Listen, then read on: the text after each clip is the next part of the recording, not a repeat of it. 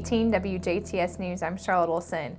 On Thursday night, a Jasper woman and a Santa Claus man found themselves behind bars after officers uncovered multiple loaded weapons and heroin.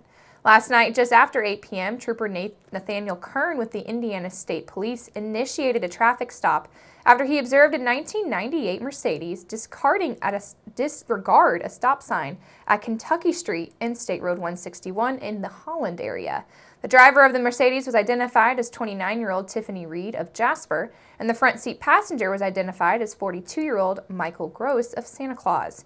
Due to suspicious circumstances, Trooper Kern requested assistance from the DuBois County Deputy Moranes and his K-9 Karma.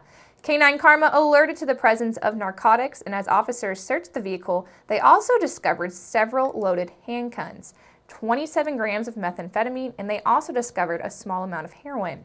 Weapons were seized in the search, and they included a Star 9mm handgun, that 1 round in the chamber and 5 rounds in the magazine, and UZI .22 caliber handgun with a live round in the chamber and 18 rounds in the magazine. They also found a Springfield Armory .45 caliber handgun with 7 rounds and a Kimber .380 caliber handgun with 5 rounds. And then, on further investigation, they revealed that the Kimber .380 handgun was reported stolen out of Vanderburgh County. Troopers also discovered Reed and Gross did not have a license to carry a handgun, and they were both arrested and taken to the DuBois County Jail, where they later posted bond and were released. Both Reed and Gross faced charges of possession of methamphetamine, level 4 felony possession of narcotic drugs, level 6 felony, and carrying a handgun without a license, which is a Class A misdemeanor.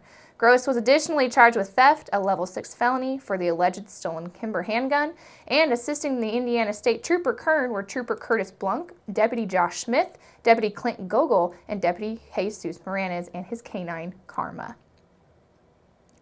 This holiday season, we will have many Hoosiers ringing in the new year with a toast to days gone by and new adventure on the horizon. But with the celebrations come sobering facts of fatalities caused by alcohol-impaired drivers. According to the Indiana State Police Automated Reporting System, Exercise System, in 2016, 83 fatalities and 2,098 non-fatal injuries were linked to collisions that at least had one alcohol-impaired driver or non-motorist. In 2016, DuBois County saw 45 collisions involving an alcohol-impaired driver, with 17 of those collisions causing non-fatal injuries and 28 causing property damage. In fatal collisions in the state of Indiana, about 70% surviving drivers were tested for alcohol and drugs. And finally, impaired drivers and or their passengers represented 4 of 5 persons killed in alcohol-impaired collisions. This year, Hettinger Beverage Distributing is taking a stand against drunk driving as they are sponsoring Take a Lift on Bud. Hettinger Beverage Distributing will be providing a free ride for those out celebrating the new year, and after a night out ringing in the new year on December 31st here in DuBois County, residents can call Redstone Car Service at 1-800-505-0486 as the first 50 callers will receive a free ride home.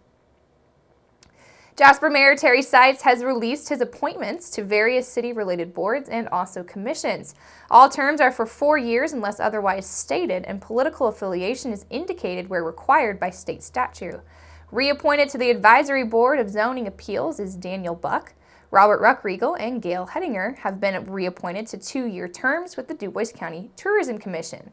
While a new appointment to the Hospital Authority of the City of Jasper is Cale Canese. Paul Lori was newly appointed to the Indiana 15 Regional Planning Commission, with Roger Seger's reappointment to the Jasper Park and Recreation Board. Joining the city's planning committee is Republican Lisa Arvinson, along with reappointee Republican Marty Vaught.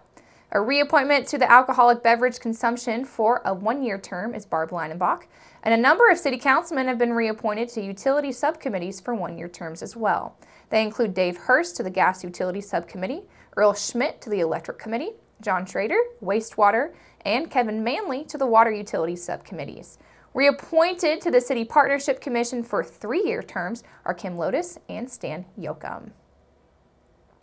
Rick Stratner, Andy Sager, John Colley have all been reappointed to 1-year terms on the city's Redevelopment Commission, where Bernie Vogler will serve a 2-year term as non-voting school board member. Finally, Republican Al Kiefner was selected as a new appointment to the Stormwater Committee, and in a release, Mayor Seitz says that the residents of Jasper are served by citizens who give their time and talent on various boards and commissions. He wished to thank those who are retiring from boards this month and to also thank those who continue to serve new terms, and all of these terms are effective as of January 1st. All Jasper City offices will be closed Christmas Day and will reopen on Tuesday, December the 26th. Trash and cardboard recycling, normally picked up on Mondays, will be collected on Tuesday. The Jasper Street Department's resource and recovery site will be shut down tomorrow on Saturday, December the 23rd, and all Huntingburg City offices will be closed Monday and Tuesday in observance of Christmas. Ferdinand Town Hall and Utility Office will be closed Christmas Day and Tuesday, December the 26th as well. Huntingburg and Ferdinand municipal offices will reopen on Wednesday, and all Du Bois County offices will be closed on Monday, the 25th, Friday, December the 29th, and January the 1st. And all Washington City offices and departments will be closed on Monday and Tuesday, also in observance of Christmas. There will be no trash pickup and the city bus will not be in operation. The recycling center will also be closed on these dates as well, starting tomorrow. And Washington residents with trash pickup on Tuesdays are asked to have their trash ready for pickup by 7 a.m. on Wednesday. Meanwhile, the Daviess County landfill will also be closed Monday and Tuesday. What do you think of when you think of Christmas? Is it gifts, trees, snow, or is it jolly old St. Nick? Santa Claus has been a staple of Christmas for over 100 years, and it's near impossible to think of Christmas without him. However, did you know about all of the special Santa Clauses throughout the year? Many different people across southern Indiana area have made their mark on the Christmas season, and while we are learning about them over the course of the next few days. We will start out our Santa Claus series with one of the most famous Santa Clauses of all time, Jim Yelling. Jim was born in Mariah Hill and would eventually join the Navy during World War I. While stationed in the Brooklyn Navy Yard, he selected to be Santa Claus for a Christmas party for underprivileged children in the Brooklyn, New York area. His daughter, Pat Cook, says that he was so moved that he decided to be Santa Claus forever if he made it through the war.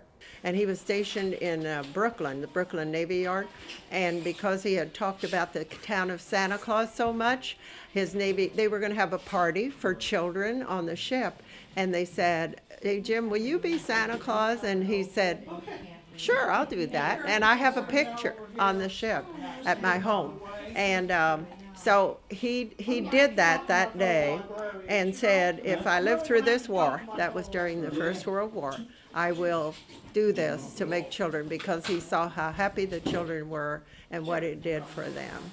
After serving in the Navy for 17 years, Jim eventually moved back to Mariah Hill, and he would make talks with his friends James Martin, the postmaster of Santa Claus, and found out that James was answering letters to Santa that kids were sending in. So Jim decided to help out by organizing a way for the letters to be answered, and eventually donned the famous red suit and hat, making him a staple in the Santa Claus town.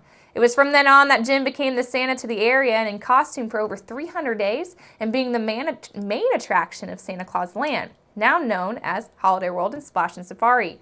Yelling spent 38 years making families smile as Santa Claus, even into his late 80s. Yelling brought the meaning of Christmas to whomever he met, even speaking different languages to different children. Every day I talk to people who said, and he was so real, he took it so seriously and realized what that faith that those children had, how important it was. And he could speak German, and so many times when a German child would be in line, and of course that would be so exciting, and a little Spanish and a little French.